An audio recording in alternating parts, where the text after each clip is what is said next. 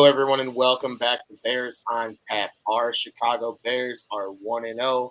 It was a slobber knocker, a white knuckle affair, a 19-10 victory on our home field in a motherfucking monsoon with the blue Rangoon grass. What you talking about? The Bears are 1-0. We beat the San Francisco 49ers. Justin Fields is clear of Trey Lance. I got Joey in the house. I got Quinten in the house. Let's check in with Joey first. Joey, how are you today, my guy? Great, man. Great. Feeling good. I don't know how loud I can be on a mic today without being like overly obnoxious to people listening or watching. But like when I first started talking to Q when we got on here, I'm like, dude, this is fucking like, let's go. Let's go. I didn't see this happening after the first half, like the way the first half went. Obviously I thought that they would win this game. As you can see in my handle right there, Bears money line with the hammers next to it. We were hammering it. So, man, I feel great. Bears are 1-0 to start the year. What's better than that? Q, how about you, my guy? Luke Getsy's a ringer, man. I was like, that whole first half, I was like, what on earth is this? What are we doing on offense? Like, this is more vanilla than what we even saw in the preseason. This is just run up the middle, screen pass, and then second half, Justin Fields makes a play out of nothing, and then it's like the offensive playbook just opened up. Like, I don't know why he needed to see Fields make some play to open it up, but it just changed everything when Fields made that big play to Pettis. We've talked about it all season, or all off season, if you will say, because it's the first week of the season. But we'll talk about it all season as well. Backyard bullshit, plays that break down. Justin Fields is faster than you, and he could still make throws on the run. So why not? Like, both touchdowns, like, let's call a spade, both touchdowns were on broken plays. Broken in every aspect. Broken blocking, broken coverage, like, just absolute ugly plays in terrible weather conditions that found a way to be better than the Niners on, and that was the difference in the game. Because, like you guys said, you go into the half down 10-0, and we're just sitting here like, fuck yeah, dude. Like, this is exactly what we dealt with all through Matt Nagy. We dealt with this through John Fox. Like, what are we doing here? Like, let's find a way to get some points. And then you talk about the play calls. They had no passes completed to a receiver or a tight end in the entire first half. Like, that is just disgusting football to watch. And, of course, we'll be here for 17 games, and we'll be here to watch it. But, like, they found a way with the adjustments in the second half. The defense, we talked about it all offseason as well. The defense was going to be the unit that carried this team. The defense kept them in the game, keeping the Niners only at 10 points at the half. And then you shut them out in the second half, and you get a handful of turnovers. Like, I have no complaints. I could complain, but why the fuck would I? We're 1-0. Like, we're 1-0, and we are on to week 2, which is the Green Bay Packers, and those ball farters are playing right now. Yeah, to touch on what you're talking about with broken coverages, broken plays, that second touchdown, that play design was gorgeous. He set it up the previous drive. The Niners didn't see it coming, and he called the right play. It's like broken coverages don't just happen that often. You know, like on occasion you'll see like Kyler Gordon on the 40-yard pass that he gave up. That was a straight broken coverage, you know, where he thought he had help behind him. He didn't, and he just gave the guy a free release behind him, and then the guy is 40 yards. But on that red zone play, that second touchdown, they created that with how they set it up, how they got the 49ers just thought a different play was coming, and they called their coverage to that play. And like props to Getsy on that play. That was outstanding. Dude, I don't know how you get that wide open with that Pettis one too. It's just like, obviously that one was like Fields just had to float that up, but he made that happen with his legs. You know, like Bdon said, like the backyard bullshit is like, you know, basically that's all the Bears had going for them, like up until that point, and then or even that point, like, and then Getsy, you know, started kind of like you said, you know, creating more avenues for things to happen and create some more blown coverage too. But like that seemed more of like a backyard play right there with that one to Pettis. And it's like all you had to do was just float it to him. And it's refreshing because like I don't know what the final numbers were on those guys, but Kmet had 0 catches when I looked. Mooney had 1 catch for 8 yards. Hey, Kmet had 0 catches because I bet on him, so don't blame Cole. Okay, blame me. Oh no, I'm not even entirely blaming either one of them. Obviously, blame me. My fantasy team was crying over Mooney, but yeah, mine too, man. I got Mooney in a few, at least a couple fantasy squads, so it's not looking pretty for me there. But it's cool to me that I know they didn't have like a ton of passing yards today, obviously in these conditions, and you know how ugly the first half looked and all that. But the guys that scored the touchdowns, Dante Pettis and then St. Brown, the other St. Brown, the Notre Dame St. Brown. Well, dude, it's refreshing that I had to get that shout in there. All 3 of my college teams died yesterday, so the Bears could live today. College football is not a sport. Yeah, it was just cool to see, man, that like the main production didn't even have to come from the 2 that everyone was expecting to get all the work, and they're not going to have any other weapons. Those guys made plays, so if this continues, I like where this is heading. Yeah, and I think on the defensive side of the ball, like you talk about consistent pressure. Trey Lance in the first half, even though they scored 10 points, like it could have been a lot more, but the front 7 kept pressure on Trey Lance. And then obviously you talk about the course of the game, Elijah Mitchell goes out, so obviously that takes an effect on the Niners offense, but still, like every single play, this defense came to the call. And honestly, like aside from the Bills defense, will we see another team hold anybody this week to 10 points only? Probably not. So unless anything else crazy happens the rest of the week in the NFL, which maybe the Seahawks only score 10 points. Yeah, that's what I was thinking. Monday. Maybe Geno, maybe. So at the very worst, you're looking at 3 defenses that held teams to 10 points, and the 49ers do not have a cupcake chicken shit offense. They have an offense that is capable of scoring points. We don't know what they look like with Trey Lance. We talked about it in the pregame. We were not scared of Trey Lance. There was no one on the Niners. I mean, if you have Kittle, different story. But is Kittle worth 9 points? I don't think so. Like I think even if Kittle plays, we probably still win this game. So I think he set out this game because he loves the Bears so much. I really do. Yeah, no, he is a Bears fan. But I mean, you look at the numbers, Fields 8 of 17, 121 yards on the ground. You had 37 carries for 99 yards. So you really only had 220 yards flat on offense, and you found a way to win a football game. So it's not about being flashy. It's not about, running up the score. We love the fantasy points and the prop bets to hit and all that shit. But the Bears found a way to win a football game against a team that most have considered already before we even played a snap, a playoff team. You have to be happy as one of us today, right? Yeah. As far as the offensive stats go, more than the individual stats, and like on our pregame, we talked about the stats that we care, that what we wanted to see as far as offensive stats go. And I said I wanted to see 2 red zone touchdowns, 4 drives of 50 yards or more, and 3 total touchdowns. Today, they were 2 for 2 in the red zone, so you check one of those off. They had 3 touchdowns, check 2 of those off. But they only had 2 drives of 50 yards or more. So that's a solid B as far as I'm concerned. I mean, especially once you factor in the weather, like the getting 4 drives of 50 yards or more became tougher. But generally, I'm happy with their offensive production. Fields' individual stats, they're producing points, man. They were moving the ball in the second half there. As long as we don't see too many more first halves like that, it's exciting. I would like to take a moment to discuss what we are talking about, to say that despite the English Premier League not playing this weekend, we turned into a soccer league because there is about to be 2 ties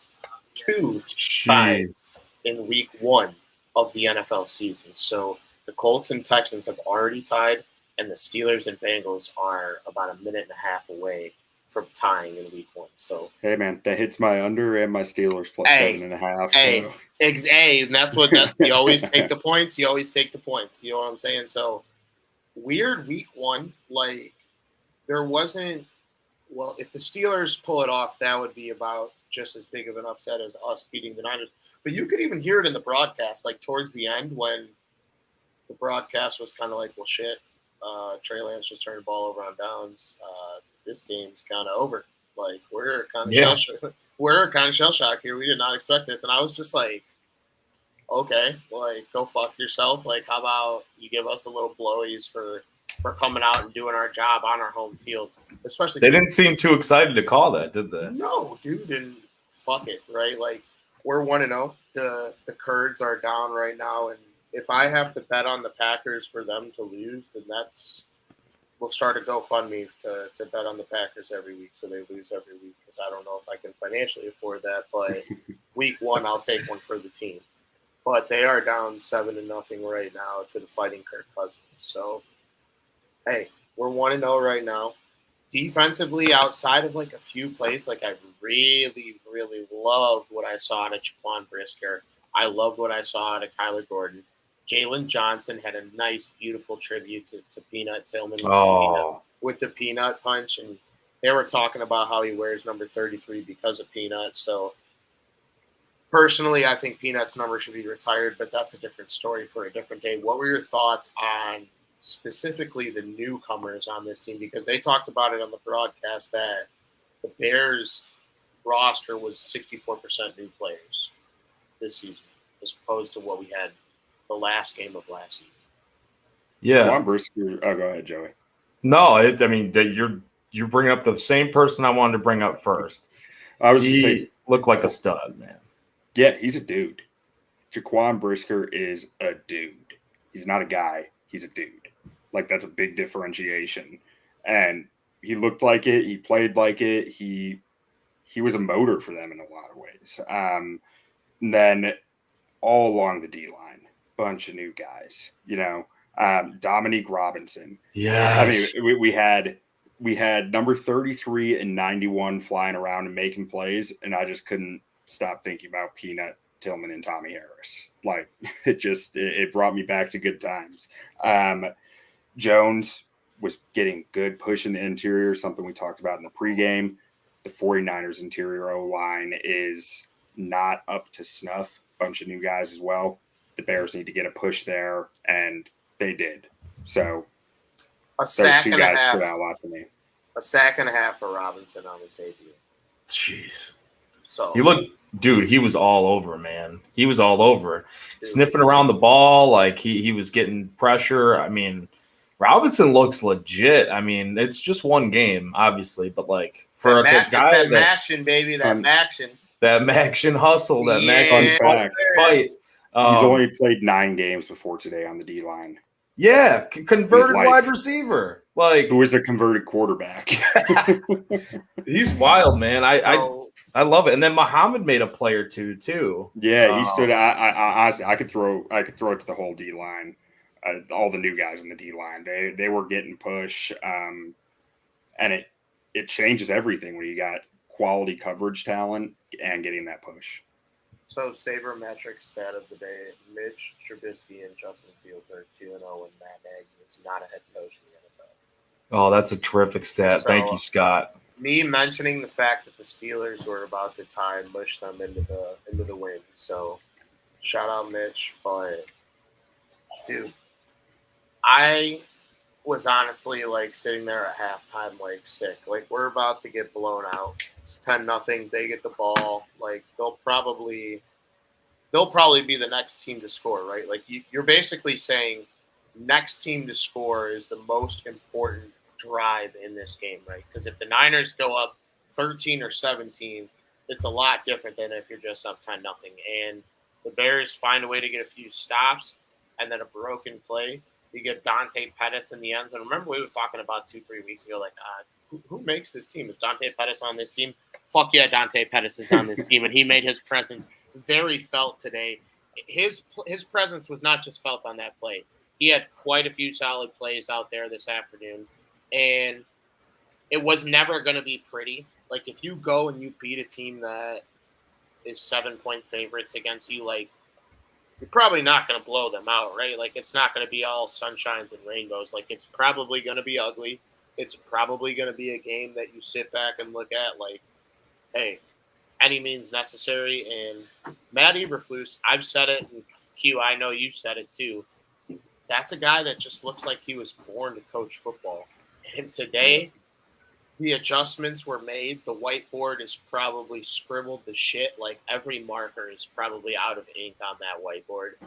And they found a way to get over the hump in the halftime break. And it looked like a totally different team in the second half. So I know we talked about his debut prior to this. You know, he was a linebacker at Toledo. This is a guy that has lived, breathed, and died football. But what would you guys say for Matt Eberflus in week one of football that is important and actually counts towards the standings?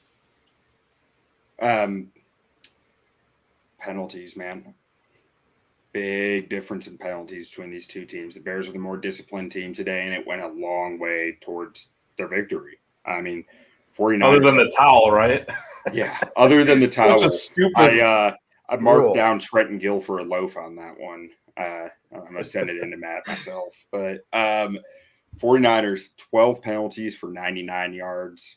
Bears had 3 penalties for 24 yards. I mean, that's – and no penalties in the second half from the Bears. That's a world of difference. That's the difference of a touchdown when you really think about it. 99 minus 24, that's 75 or 70. Yeah, 75. And that's a touchback to the end zone. That's the amount of yards that the Niners gave up in penalties. It's a big difference. This team, if they're going to play more disciplined like this all season, which I think, you know, this game, you guys touched on it. I think, Q, you mentioned it on the preview show. I tuned in for a little bit of that. You talked about how long, you know, you just said you talked how long he's been just coaching football and waiting for this moment.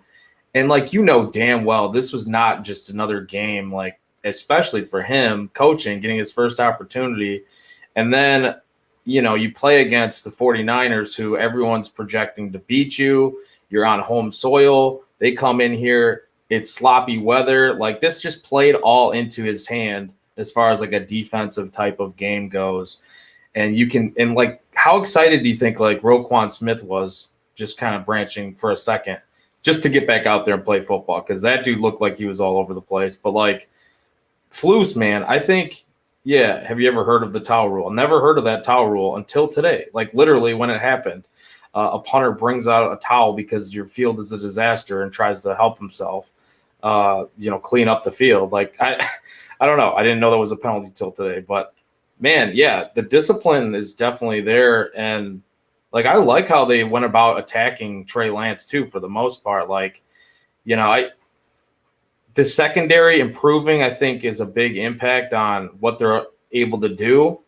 But, you know, up front and then even with the linebackers. But like, this is a big game for him and him able to pull it out. It's cool to see from a coach who you didn't know exactly what you were going to get, especially like Scott says here, the second half adjustments are cool and tough. Like Getsy, man, he made adjustments too offensively that we've kind of touched on here. And he needed to. Like, there's no way around it. Trey Lance looked rattled, though, in the second half. Like, that defense, he seemed like he was getting a little bit rattled. He wasn't getting good grip on the football either, so that plays into it. But, yeah, it's cool to see from Eberflus. Definitely looks like a real football coach, a head coach in this league. Yeah, and I mean, we have higher expectations than most other Bears fans. A lot of people – I would say outside of our comment section and the people that aren't like extreme jagoffs in our comment section on Twitter when we post an article are all on board the like, let's find a way to win 8 or 9 football games. Yeah, we're probably not going to we probably won't make the playoffs, but like, let's let this young team grow. I heard Jim Miller talk about it on the broadcast on Fox before they switched it over to the national broadcast. And it's just like, these type of things are refreshing to see young players like this play well. Now, obviously, Justin Fields did not have his best game, but if you notice in the second half, when they said, Justin, fuck it, you run a 4-4, it's slippery out there. Just run the ball. Let's run a call. They may not have been designed runs, but Justin Fields finding. Let me pull up his rushing total. I don't think he had like a crazy amount, but he had to have had like at least, I was gonna say like close to 30 yards. But it seemed like specifically in that third quarter, the runs that he took were timely, and that's something that we talked about all season last season, where it's like you're very quick. You are one of the fastest players on the field at any given time that you're on the field. Especially in a game like this, let's utilize your legs. And it was unfortunate because the offensive line did not have their best showing today. It's hard to gain footing in shitty field conditions like this, and then talk about going up against Bosa. Like, he's one of the best in the league, if not the best. So it's not something that comes lightly. So I actually thought, dude, just real quickly, I thought Braxton Jones actually didn't do a terrible job on Bosa. Yeah, what do you expect? Week 1, what do you expect? It's like, dude, just go out there and do your fucking best, buddy. Like, we're not asking. I know I'm an asshole, and I said, let's hold them to a clean sheet. Like, let's not let Justin Fields get sacked one time. I'm sure that was not the case because he got sacked on the first drive, like the first third down. But they held him up enough for us to have more points than the other team. And if Magic Johnson was counting points, he would say that we won the game. So that's all that we care about here at Bears on Tap. Other than that, like, what would you guys say, like, stuck out for a week 1 game or just an NFL game watching this team that you didn't really expect coming into this season, looking at them through the preseason? I'm back to questioning Monty's fit in this offense. Definitely. 17 carries for 26 yards, while Khalil Herbert jumps in and gets 9 carries for 45 yards. I'm instantly questioning who's the better fit for the scheme that they're running. I mean, there were a handful of runs where I thought Monty had a hole and he was just slow to recognize it. And honestly, his lack of a top gear is probably exaggerated in these conditions because of how wet the field is. He just, everyone gets a little slower. But I need to see some more bursts from him next week and some better vision, or else I'm, if I'm the Bears coaches, I'm sitting there spending extra time with Khalil Herbert on his pass pro. Yeah, I kind of mentioned it earlier, but I feel like to me what really stuck out was the defense obviously was one of them, and like the young guys that came in, those two, like Dominique Robinson and Jaquan Brisker, those guys really just stuck out to me. But also the playmakers outside of the main playmakers that we thought we were going to get, making all the plays, like St. Brown and Pettis stepping up today. Like, I know it wasn't huge. They didn't have monster games or anything like that. It was just a couple of big plays or key plays. But the fact that they were able to use those guys in those situations, even if one of them was really, really backyard bullshitty, it gives me hope that maybe they'll draw some attention. Some of these other guys can draw some attention and impact other games where you'll see Mooney open up under better conditions. I mean, I'm assuming that Kmet's not going to be held to many 0-catch games. I mean, Mooney's not going to have many 1-catch games, right? So under better conditions, I think this could really open things up down the road. So that's kind of some of the things that stuck out to me. And then, because I don't want to be such a downer where I'm going to something bad, so I'm gonna say something good too, because I got a few other things on here. Hell of a game plan by the defensive staff. I mean, they were like, when you mentioned Trey Lance earlier, you said we're not scared of Trey Lance, and neither were the Bears, because at least as a thrower, they weren't.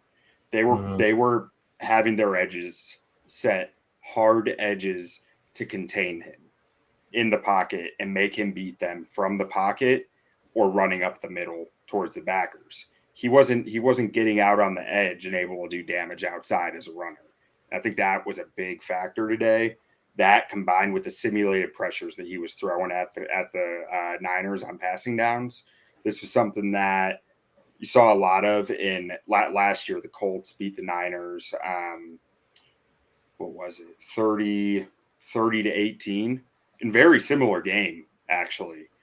Raining the whole game, 60-mile-an-hour winds, very, very similar game.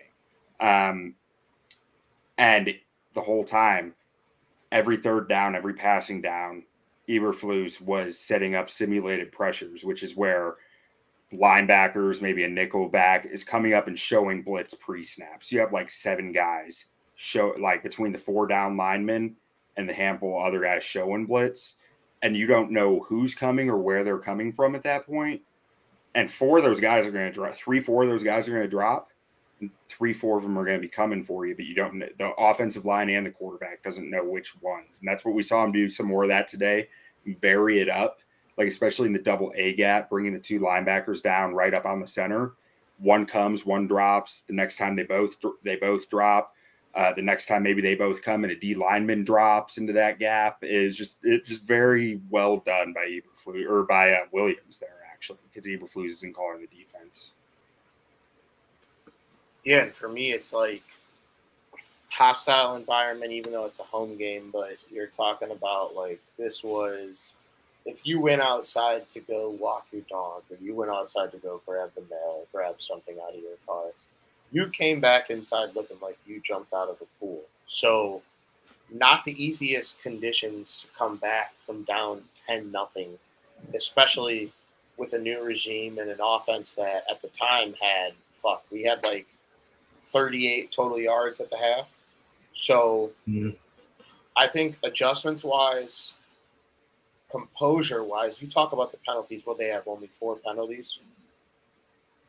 3. 3 penalties. That's something we all talked in the about. first half. That's something we talked about in the preseason too.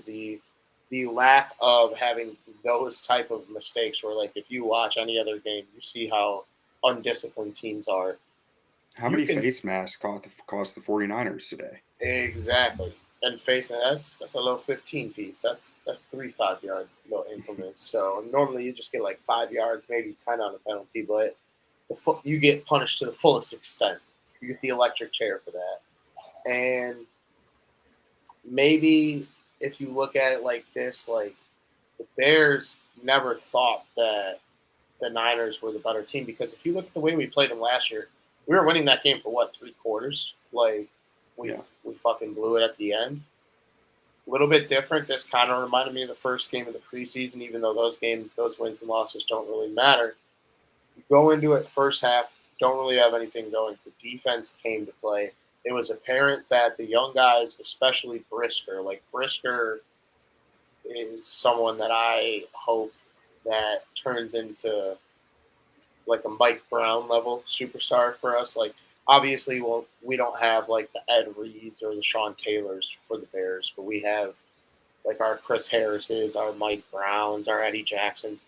I want him to be in that group of our safeties, like where it's just like, when we sit back 10 years from now, maybe we'll have the pod still, whatever you want to say, we can say that Jaquan Brisker, as you will say, is a dude and not a guy. And there is a difference. And we saw that today.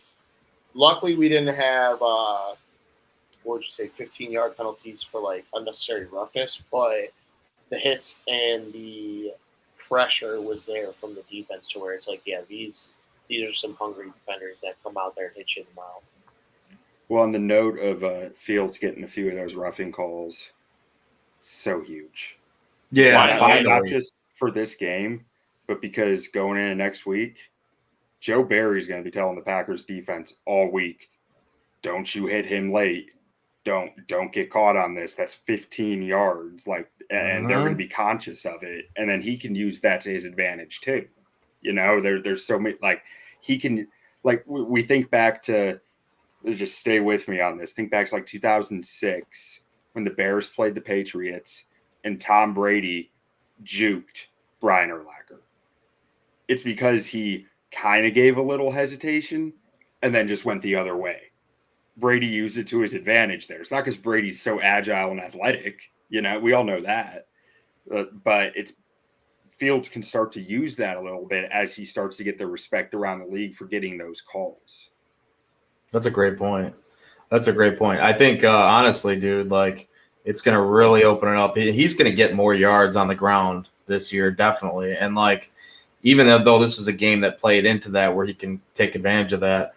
But another thing that stuck out to me, too, was the takeaways. Like, we talked about Jaquan Brisker, but Eddie Jackson, the minutes before it happened, and I actually bet on this, him to get an interception. You mentioned it, I believe, Quinten in the pre-show about him getting a pick in this game. Like, minutes before it happened, I said, there's an Eddie Jackson pick incoming. And I already bet it like plus 700 or something, whatever. I should have put more money on it. Put like $1 on it. Nothing. But, man, if they can get back to takeaways, this Bears defense, like they had 2 today. If they can get back to takeaways, which is obviously something that Flus is preaching, man, that's how you're going to surprise some teams this year. That's how you're going to win more games. You have to do that, I think, if you're an under-talented team compared to most teams just looking at it on paper. You got to take the ball away, and you got to capitalize when you take the ball away. And for the most part, they did that. So I think that was a big part of this game. Yeah, and if you look at the box score for what it is, we were outpossessed by, I want to say over 7 minutes, about 7 minutes on the dot.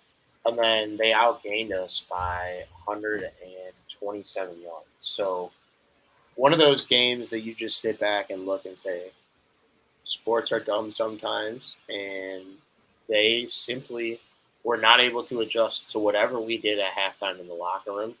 And Shanahan's sitting out there in his stupid hat with his stupid little windbreaker, just getting smoked by the rain and getting smoked by the Bears, as you see behind Quinten's head, as you see the little 49er just eaten alive in the bear. I mean, as Joey, as you alluded to earlier, as there's only one person on this podcast that saw their college football team do anything worth shit yesterday.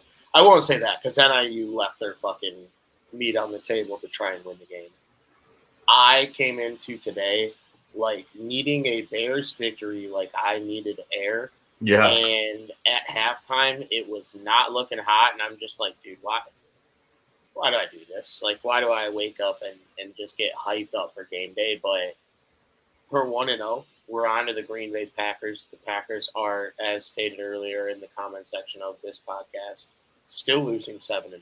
So as of right now, the Chicago Bears are in first place in the NFC North Division, and no one can tell me otherwise. But for this week, one battle with the San Francisco 49ers. Who are your guys' offensive and defensive players for the game?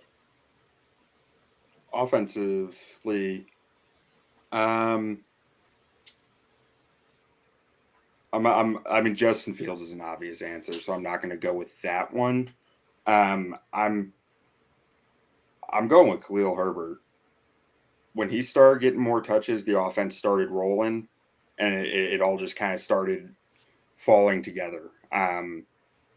So I'm taking him. I mean, nine touches or 9 rushes, 49 yards, I think it was, or 45 yards, and he was getting efficient carries out of an offensive line that was not blocking that great. What about on the defensive side of the ball?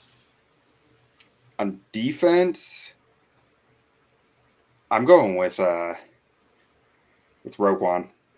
He was hit like there were so I had Roquan marked down for four negative plays and 7 positive plays. And a handful, like I think 3 of those positive plays were plays where, he gave up or not gave up. Trey Lance might have gotten 5 yards, but he brought him to the ground with his full weight on him. Like he hammered him. Oh, yeah. He made him feel every hit, and I think that took a toll in this game. And he made a young quarterback very uncomfortable and very hesitant. Yeah, he came up laboring on especially on one of them that I saw. I'm like, whoa, like and they even said so much too on the broadcast of him just falling right on top of him. It's like, yeah, that looks like it hurts Trey Lance a little bit. Yeah, I guess for my offensive, only the one big play, but he was so wide open. I mean, I don't even know like if you can really give it to him. Fields made the play happen, but like you said, kind of leaving Fields out of this because he was pretty much the obvious factor on offense that made things go for the most part, even though he didn't have the greatest game. Like early in the game, it was like, man, there's some scary plays there, obviously with that interception too, but I don't want to go too far down on it. But I'll give it to Dante Pettis, I think, for that big play. Was it like a 51-yarder for the score? So that was huge at the time, especially. And then on defense, I'm gonna go with Dominique Robinson. Dominique Robinson seemed like an animal, and he was all around. He got like you guys said, a sack and a half. I think did he force a fumble or did he recover a fumble? I can't remember if he forced or recovered it. Recovered it. Okay, was that the?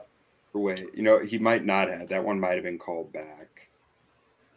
I thought he had a. No, that one got called. Yeah, he was down. Did not. Oh, okay, that's right. Yeah, but he still had a great game nonetheless. He was all around the ball. It seemed like getting pressure. So Robinson for me, they're stepping up in your first ever game.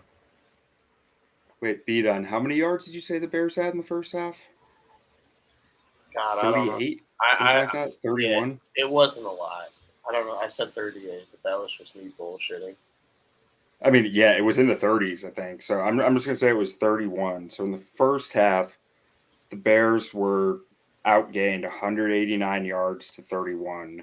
In the second half, that was 142 to 173. So the Bears outgained them in the second half. Wow. Story of two halves. Yeah, that's huge. That's why they play 4 quarters, ladies and gentlemen. For me, on the offensive side, it was terrible. I still am not happy, regardless of the weather or whatever. Like, it wasn't ideal on offense, but if I had to pick someone, I'd say Cole Kmet. Just kidding. Such a jag-off.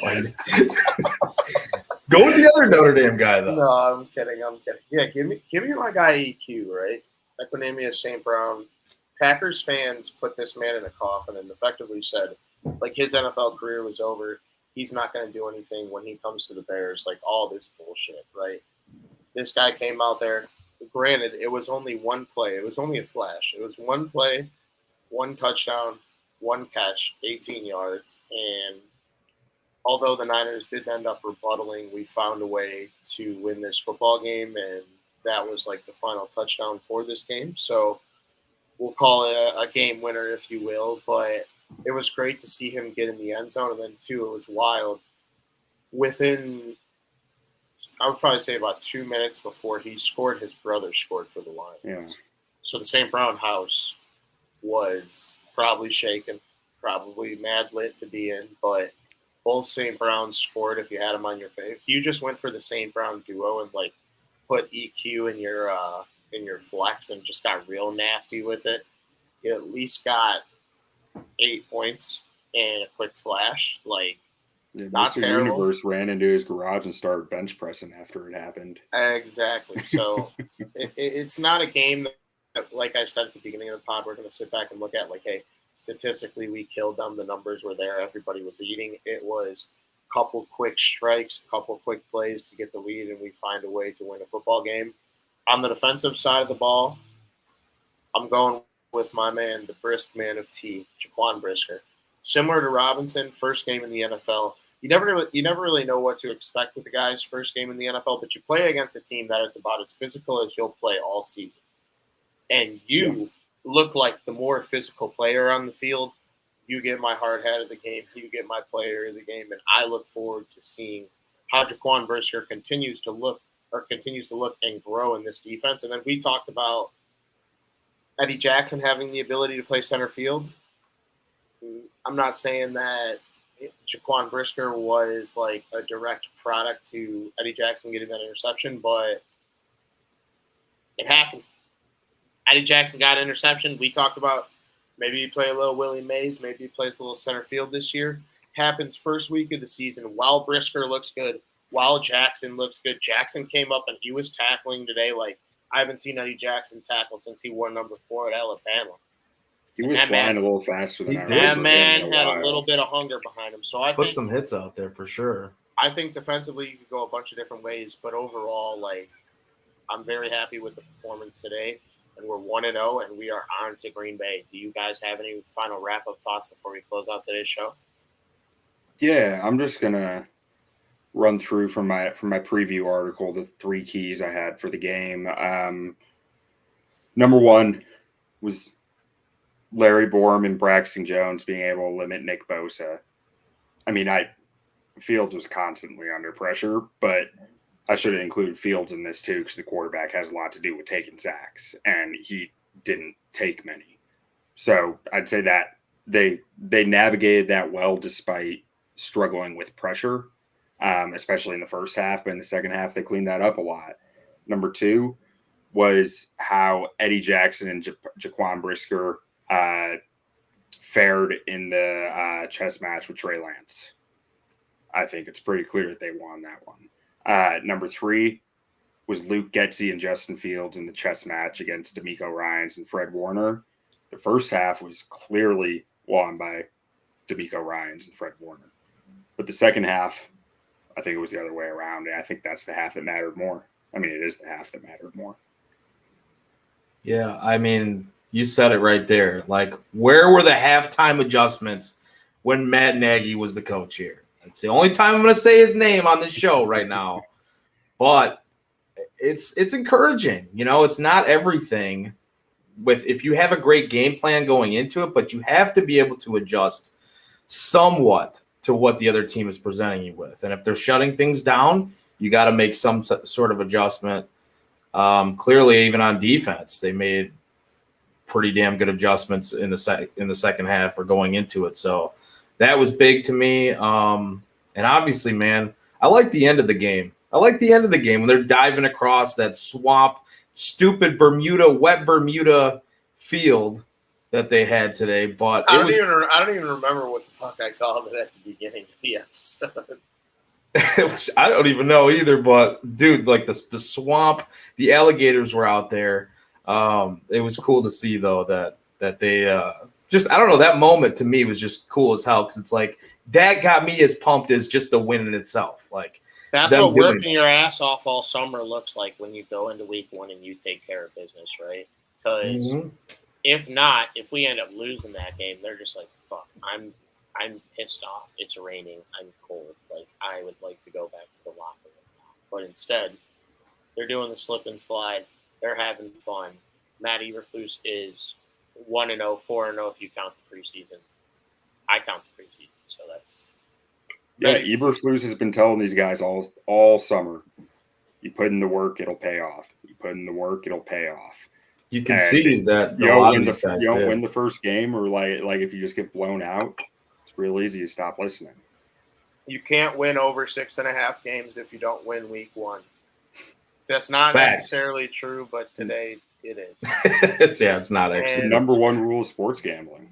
Yeah, and the Bears come into this game for most of this week at +7 and like +250 and above on the money line. Cash both. Unfortunately, Quinten did not check the weather report for his over, but it would have hit if it was a nice day. We just ran out of time. That's all I'll say. You know, they lowered it. They lowered it to a total like 37.5. I saw before the game. Yeah, no. So people were pounding that thing into oblivion. But look it. No. I don't care how the wins come. I don't care if it's by 1 point or 9 points. We found a way to beat a team that on paper and where all the blue check marks and where all the suits in the NFL game talk and say they're a better team than us. We went out there and we beat them. We're better than them. I don't care. We are 1-0. We are on to Green Bay. We'll be back with you guys midweek this week to get you guys prepared for the Green Bay game. I don't have a live update, but Green Bay turned it over in the red zone, so they are still absolutely shitting their pants, and the Bears are in first place. And until we talk again, we are still in first place. So With that being said, this was Bears on Tap, presented to you by On Tap Sportsnet.